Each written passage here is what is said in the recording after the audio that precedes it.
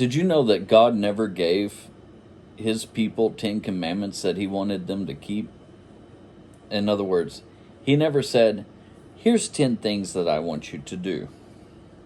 What happened was he had his people purify themselves, and he came down and spoke to them from heaven. And when he spoke, the people got afraid. After he said the 10th thing, the people ran away and they fled away from him. And they told Moses, don't let him speak to us.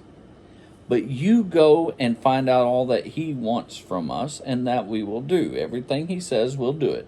But don't let him talk to us anymore. So Moses went to God, and God continued giving him the rest of his statutes and judgments. It continued for 3 chapters. So God never gave us 10 commandments. We shut him up after 10. And we didn't want to hear him speak anymore. But then we went to Moses to find the rest of his will, which is prophetic, because the 10 commandments, yes, they were written down by the finger of Yah and placed in the Ark of a Covenant, but as a testimony and as a witness against us. You know what else was placed in the Ark? The book of the law. Because in the last days, he said that there would be an apostasy and a falling away from him and all of his ways.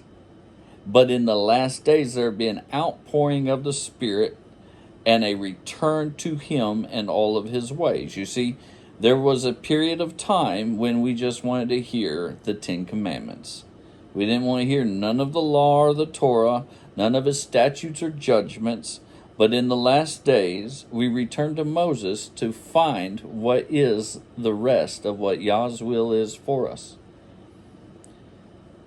And it's prophesied that when we are scattered in all the nations, which the word for other nations in the New Testament is Gentiles, that he would then, if we return to him with all our heart, mind, soul, and strength, to return to his statutes, judgments, and commandments, his Torah, that he would then turn and gather us from all the Gentiles where we were scattered.